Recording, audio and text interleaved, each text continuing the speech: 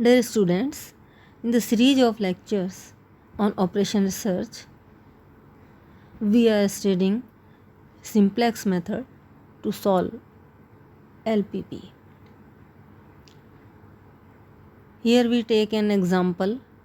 Maximize z equal to 5x1 plus 3x2.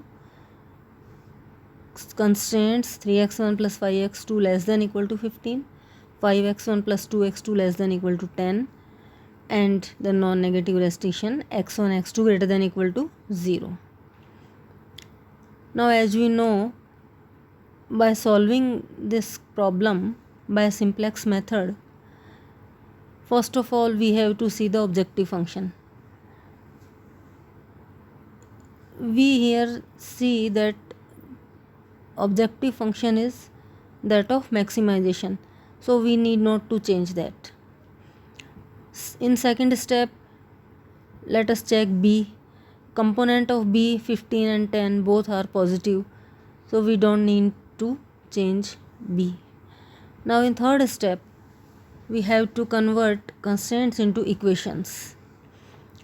In this case, in both inequalities there is a sign less than equal to, so we have to introduce slack variables x3 x4 to convert these inequalities into equation. So we can write the problem as maximize z equal to 5x1 plus 3x2 plus 0x3 plus 0x4, because we have to take 0 price of slack or surplus variables. And 3x1 plus 5x2 plus x3 plus 0x4 equal to 15. 5x1 plus 2x2 plus 0x3 plus x4 equal to 10. And x1, x2, x3, x4 variables are non-negative, that is greater than equal to 0. Here coefficient matrix A equal to 3, 5, 5, 2, 1, 0, 0, 1. Let us assume these vectors alpha 1, alpha 2, alpha 3, alpha 4. Now for initial basis, we want a unit matrix. So in this case, B equal to 1, 0, 0, 1 equal to alpha 3, alpha 4. जो alpha 3, alpha 4 हैं वो unit matrix बना रहे हैं, यानी ये initial basis हो गया. तो इसके कॉरस्पॉन्डिंग वेरिएबल क्या हो जाएंगे? Basic variable x b equal to x3 x4 and b equal to 15 10. तो ये अपना हो गया इनिशियल बेसिक फिजिबल सॉल्यूशन. अब अपन सिंप्लेक्स टेबल बना के ये चेक करेंगे कि ये सॉल्यूशन ऑप्टिमल है या नहीं. तो अब अपन बनाते हैं simplex table. First simplex table, यहाँ पे क्या करना है अपने को? सबसे ऊपर वाले लाइन में CJ लिखने हैं, यानी C1 C2 C3 C4. तो क्या आ जाएगा? 5 3 0 0. अब कॉलम देखें CB, यानी CJ में से वो वैल्यूज़ जो बेसिक वेरिएबल के कॉरस्पॉन्डिंग है. तो बेसिक वेरिएबल अपने x3 x4 है, तो CB कितना हो जाएगा? 0 0. B यानी बेसिस, इसमें दो वेक्टर हैं अपने अल्फ़ा 3 अल्फ़ा 4. XB यानी बेसिक वेरिएबल x3 x4 और B के कंपोनेंट 15 10 है. उसके बाद y1 y2 y3 y4. ये वेक्टर्स जैसा अपन पहले थ्योरी में पढ़ चुके हैं, ये कोफिशिएंट मैट्रिक्स ही इसमें आ जाएगी, क्योंकि yj equal to alpha j है इनिशियली. तो 3 5 5 2 1 0 0 1. तो ये बन गई फर्स्ट सिंप्लेक्स टेबल. अब इसके लिए ZJ माइनस CJ कैलकुलेट करें. तो जैसा अपन ने थ्योरी में पढ़ा था, आपको ध्यान होगा कि फर्स्ट सिंप्लेक्स टेबल में क्या आ जाता है? ये माइनस CJ के बराबर ही आ जाता है. और वैसे भी अगर आप वैल्यू रखोगे ZJ equal to CB YJ minus CJ, तो CB क्योंकि 0 0 है, तो ZJ माइनस CJ में क्या आएगा? Minus CJ. तो for j equal to 1 minus 5, j equal to 2 minus 3 and then 0 0. तो अब यहाँ अपन देखते हैं कि ZJ माइनस CJ नेगेटिव आ गए 2. तो ये सॉल्यूशन तो ऑप्टिमल नहीं है, इसको अपने को इम्प्रूव करना पड़ेगा.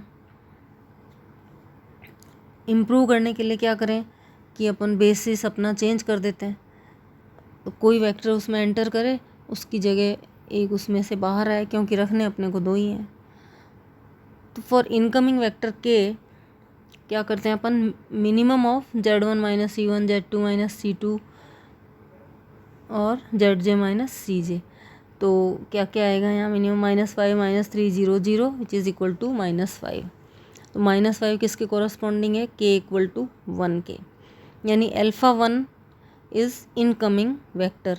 तो अब यहाँ पे अपन α1 पे एक एरो बना लेते हैं। तो α1 अब अपने बेसिस में आएगा, तो उसकी जगह कौन सा निकलेगा, for departing vector v calculate minimum of xbi upon yi k must be greater than 0। k कौन सा, जो अपना एंटरिंग वेक्टर है, k इक्वल टू 1। तो xbi अपॉन yi1, और केवल उन्हीं के लिए कैलकुलेट करना है जहाँ yi1 ग्रेटर देन 0 है।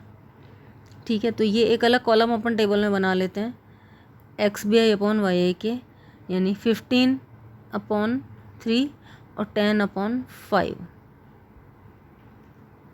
तो 15 अपॉन, इनमें मिनिमम कौन सा हो गया, 2, xb2 अपॉन y2 1, यानी r इक्वल टू 2।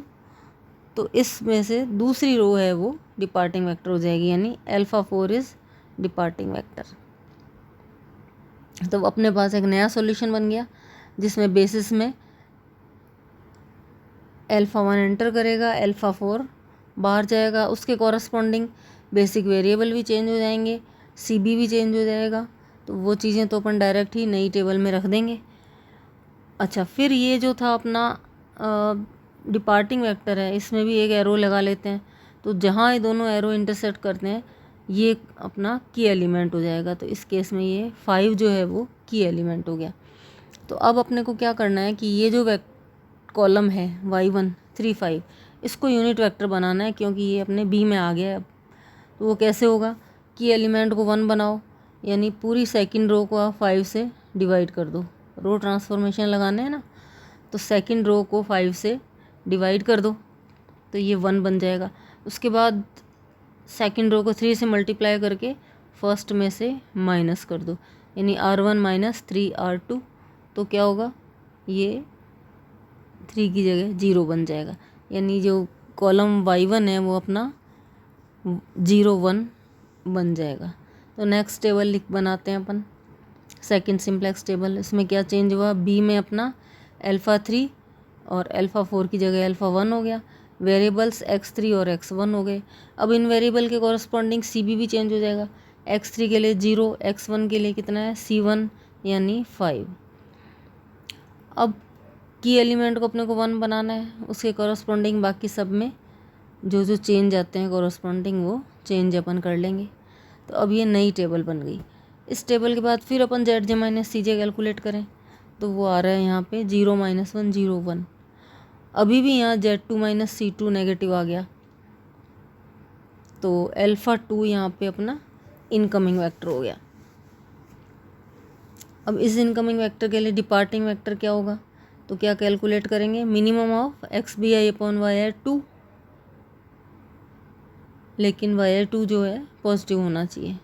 तो मिनिमम ऑफ B के कॉलम को इनसे डिवाइड कर दें, 9 अपॉन 19/5 यानी 45/19, 2 अपॉन 2/5 यानी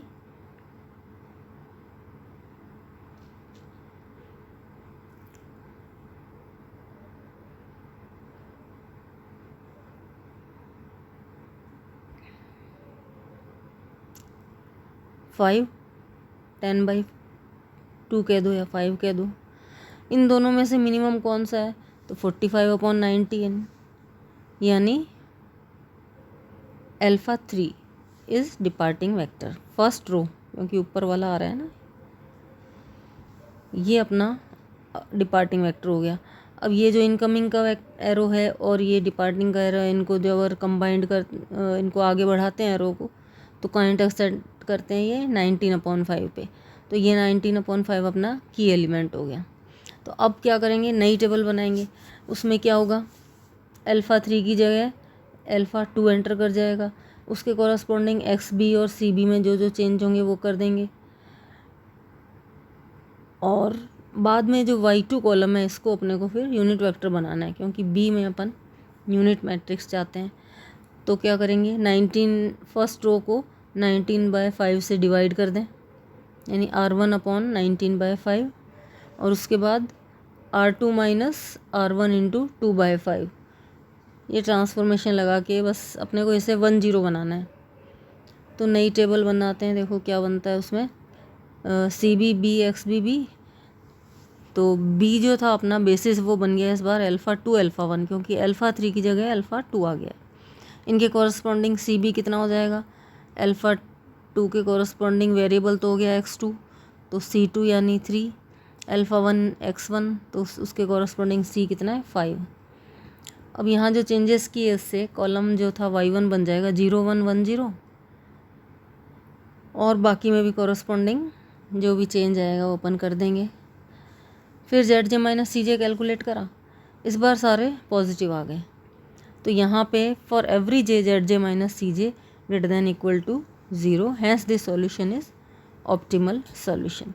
तो ये अपना आंसर आ गया, जिसमें क्या आया अपने पास, x1 equal to 20/19, x2 equal to 45/19, x3 equal to 0, x4 equal to 0 and z equal to, तो ऑब्जेक्टिव फंक्शन में इसकी वैल्यू पुट कर दें, तो 5 into 20/19 plus 3 into 45/19 equal to 235/19, यानी z की वैल्यू 235/19 होगी। तो इस तरीके से अपन लीनियर प्रोग्रामिंग प्रॉब्लम का सॉल्यूशन सिंप्लेक्स मेथड से निकाल सकते हैं। Thank you.